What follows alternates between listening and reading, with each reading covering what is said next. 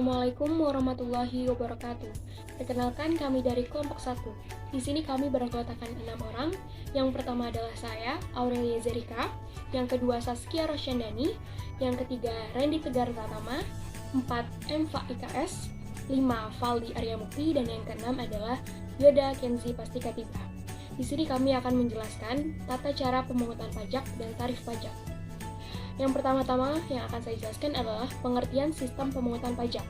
Sistem pemungutan pajak merupakan sebuah mekanisme yang digunakan untuk menghitung besarnya pajak yang harus dibayarkan wajib pajak ke negara. Warahmatullahi wabarakatuh. Nama saya Yoda Kenzi Pastikatibra dari 11 IPS 1. Di sini saya akan melanjutkan presentasi. Jadi, yang pertama ada self assessment system. Merupakan sistem pemungutan pajak yang membebankan penentuan besaran pajak yang perlu dibayarkan oleh wajib pajak yang bersangkutan. Dengan kata lain, wajib pajak merupakan pihak yang berperan aktif dalam menghitung pembayaran dan melaporkan besaran pajak ke kantor pelayanan pajak (KPP) atau melalui sistem administrasi online yang sudah dibuat oleh pemerintah. Peran pemerintah dalam sistem pemungutan pajak ini adalah sebagai pengawas dari para wajib pajak. Self assessment system diterapkan pada jenis pajak pusat. Oke, lanjut. Ada ciri-ciri sistem pemungutan pajak self assessment. Yang pertama itu adalah penentuan besaran pajak terutang dilakukan oleh wajib pajak itu sendiri. Yang kedua, ada wajib pajak berperan aktif dalam menuntaskan kewajiban pajaknya mulai dari menghitung, membayar, hingga melaporkan pajak.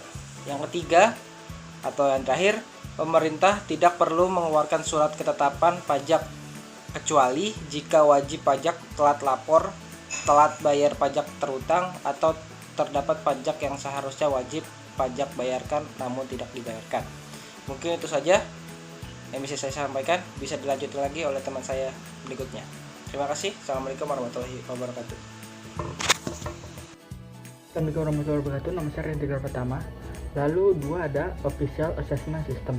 Official Assessment System merupakan sistem pemungutan pajak yang membebankan wewenang untuk menentukan besaran pajak terutang pada fiskus atau aparat perpajakan sebagai pemungut pajak.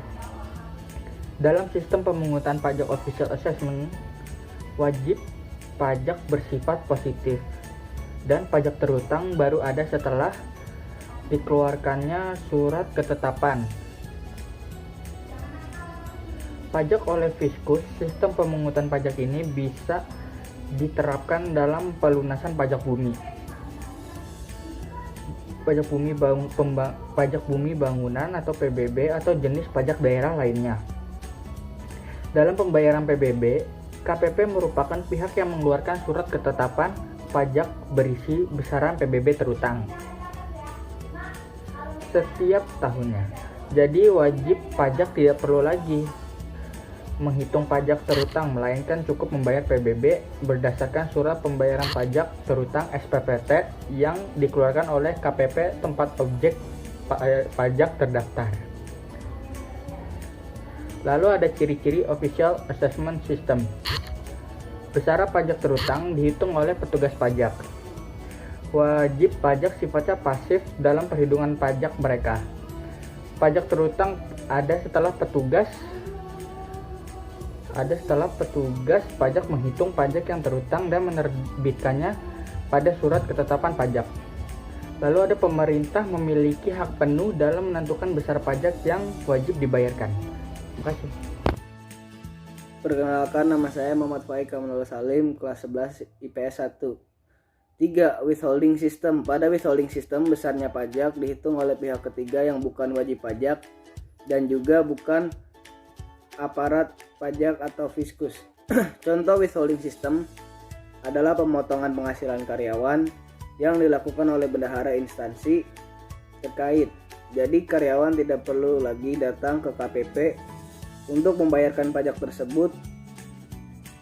Jenis pajak yang menggunakan withholding system di Indonesia adalah PPh pasal 21, PPh pasal 22, PPh pasal 23, PPh pasal 4 ayat 2, dan PPN. Sebagai bukti atas pelunasan pajak dengan menggunakan sistem pemungutan pajak ini biasanya berupa bukti potong atau bukti pungut. Dalam beberapa kasus tertentu bisa juga menggunakan surat setoran pajak atau SSP. Bukti pemotongan tersebut nantinya akan dilampirkan bersama SPT tahunan, PPH atau SPT masa PPN dari wajib pajak yang bersangkutan. Tata cara pemungutan pajak. Pengurus pajak terhadap penggunaan dana bersumber dari APBN maupun APBD, jenis-jenis pajak antara lain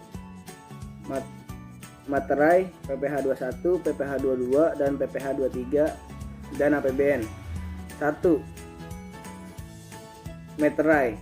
Ketentuan penggunaan materai untuk pembelian barang atau jasa sewa dengan seperti berikut. 1. Pembelian barang atau sewa kurang dari 250.000 tanpa dibubuhi materai. 2. Pembelian barang atau jasa sewa lebih dari 250.000 sampai dengan 1 juta dibubuhi materai 3.000. 3. Pembelian barang atau jasa sewa lebih dari 1 juta dibubuhi materai 6.000. PP nomor 7 tahun 1995 tentang perubahan tarif bea materai dan Permenq nomor 55 PMK 3 dan 2009 tentang bentuk, ukuran, dan warna benda materai.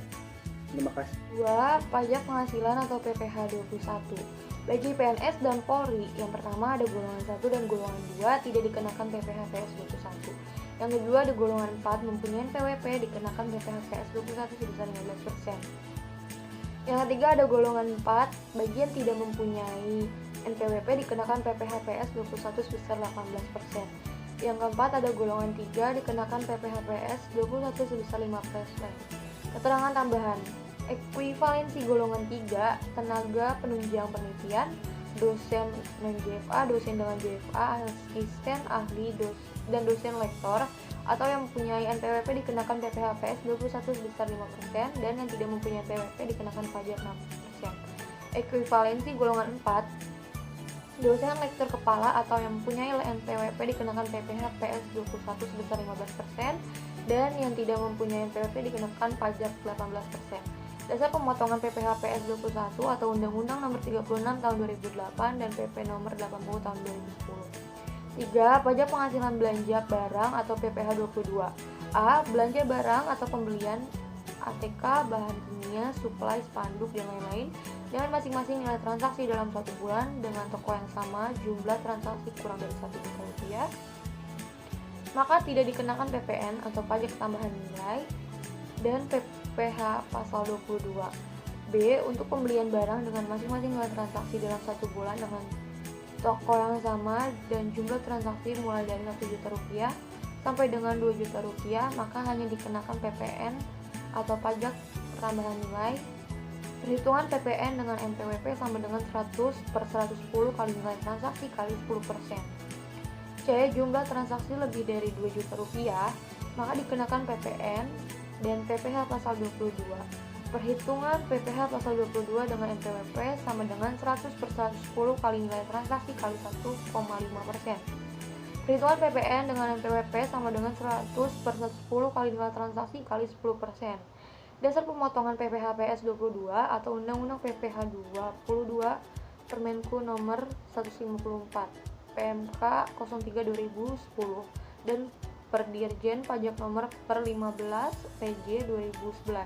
4. Pajak penghasilan pembelian jasa atau sewa atau PPh PS 23 dan setiap transaksi pembelian jasa atau sewa kurang dari 1 juta rupiah dikenakan PPh PS 23 sebesar 2%.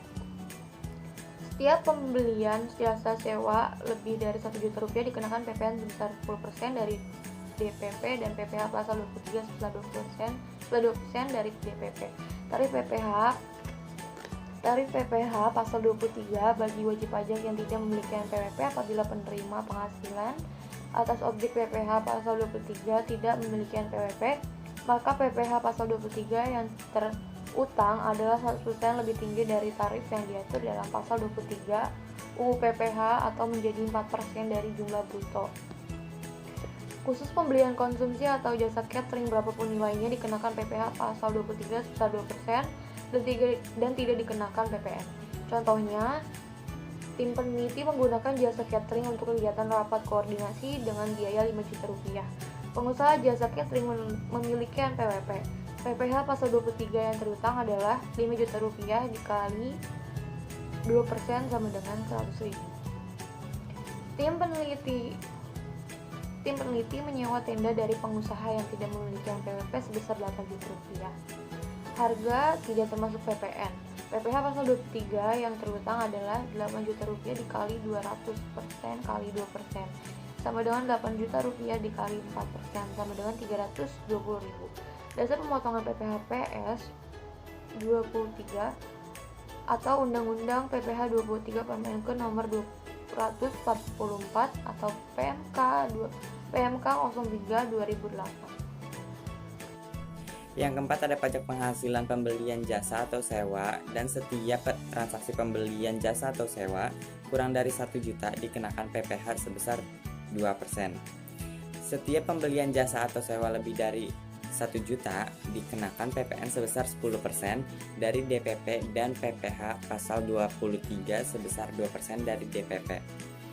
Tarif PPh pasal 23 bagi wajib pajak yang tidak memiliki NPWP apabila penerima penghasilan atau objek PPh pasal 23 tidak memiliki NPWP, maka PPh pasal 23 yang terutang adalah 100% lebih tinggi dari tarif yang diatur dalam pasal 23 UU PPh atau menjadi 4% dari jumlah bruto. Khusus pembelian konsumsi atau jasa catering, berapapun nilainya dikenakan PPh pasal 23 sebesar 2% dan tidak dikenakan PPN. Contoh, tim peneliti menggunakan jasa catering untuk kegiatan rapat koordinasi dengan biaya 5 juta. Pengusaha jasa catering memiliki NPWP PPh pasal 23 yang terutang adalah 5 juta dikali 2% sama dengan 5 juta dikali 2% sama dengan 100.000. Yang kedua, tim peneliti menyewa tenda dari pengusaha yang tidak memiliki NPWP sebesar 8 juta atau harga tidak termasuk PPN. PPh pasal 23 yang terutang adalah 8 juta dikali 200% dikali 2% sama dengan 8 juta dikali 4% sama dengan 320.000. Dasar pemotongan PPh pasal 23 Undang-Undang. Yang kelima, pajak pertambahan nilai PPN. Setiap pembelian barang atau jasa yang nilainya akumulasinya 1 juta ke atas dengan satu penyedia barang dalam jangka waktu 1 bulan kalender, maka dikenakan PPN sebesar 10% dari dasar penggunaan pajak. Cara menghitung dasar pengenaan pajak DPP sama dengan 100/110 dikali jumlah pembelian. Dasar pemotongan PPN Undang-Undang Dasar Nomor 42 Permenkes Nomor 68 PMK 03 2010.